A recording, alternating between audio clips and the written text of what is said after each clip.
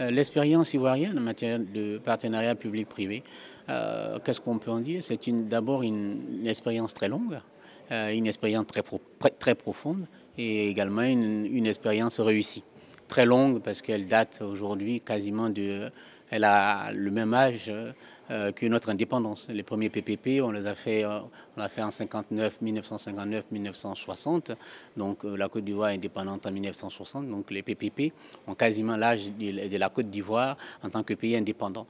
Elle est longue du coup, de notre point de vue. Elle est également profonde parce que le temps, depuis ce temps, on en a fait beaucoup dans tous les secteurs.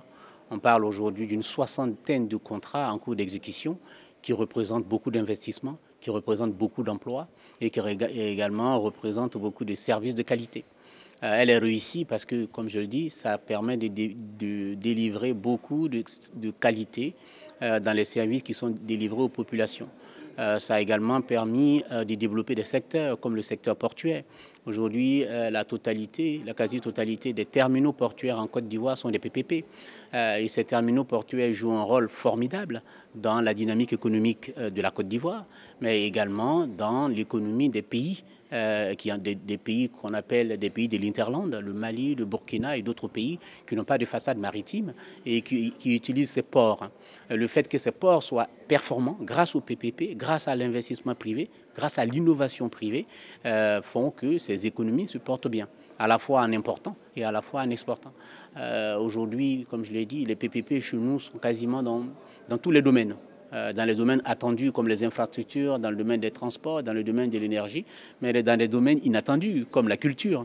Aujourd'hui, on a recommencé le renouveau de la première capitale de la Côte d'Ivoire. Il y a des maisons coloniales. On a commencé à les réhabiliter à travers des PPP, trouver des partenaires privés qui vont choisir ces bâtisses coloniales qui ont une forte empreinte historique, qui vont les réhabiliter pour en faire un usage qui est compatible avec l'histoire de cette ville qui est aujourd'hui classée au patrimoine mondial de l'UNESCO et également compatible avec l'histoire des bâtisses elles-mêmes. Voilà, donc on fait les PPP aujourd'hui, tout à l'heure je l'ai dit, dans le domaine du sport.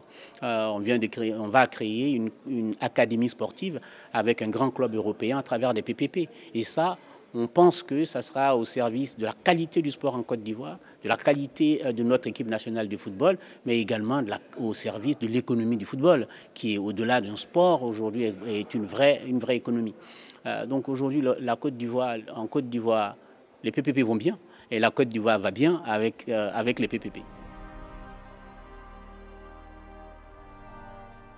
L'expérience marocaine est une expérience également tout à fait importante, riche d'enseignements. C'est une expérience aujourd'hui qui est peut-être un peu plus récente que la nôtre, parce que le Maroc a fait vraiment le choix des grands offices. Il y a des grands offices au Maroc, l'office pour le chemin de fer avec le TGV, l'office du phosphate. Donc il y a des grandes sociétés d'État qui sont managées comme des sociétés privées et qui donnent satisfaction au Maroc. Bien entendu, il y a des PPP. Moi, j'ai été très impressionné par les PPP au Maroc dans le secteur de l'eau. Dans le secteur de l'eau, j'ai regardé ces contrats, comment ces PPP sont structurés. Je pense qu'on a beaucoup à apprendre de ces PPP-là. Et c'est en raison d'ailleurs de cela que nous allons faire en Côte d'Ivoire fin février un colloque, un séminaire sur les PPP dans le secteur de l'eau. Et le pays invité qui va venir exposer sur son expérience, sur ses modèles, ce sera le Maroc. Voilà. Donc on est très attentif à ce qui se développe au Maroc parce que nous sommes culturellement proches, nous sommes amis, nous sommes géographiquement proches et on pense que cette expérience est vraiment à notre portée par rapport à d'autres expériences qui viennent de pays qui sont développés depuis très très longtemps. Le Maroc est un pays qui nous ressemble beaucoup plus, donc on peut s'approprier tout de suite les expériences réussies au Maroc, bien plus que d'autres expériences d'ailleurs. Voilà, donc les PPP au Maroc comme Tangemed, des PPP dans le secteur de l'eau, dans le secteur de l'énergie. Aujourd'hui, nous sommes très attentifs à tout ça pour pouvoir regarder qu'est-ce qui peut nous profiter pour pouvoir améliorer nos propres PPP. Je cherche d'ailleurs des collaborations avec, par exemple, l'imprimerie nationale du Maroc pour faire des PPP dans l'imprimerie au service de notre imprimerie nationale.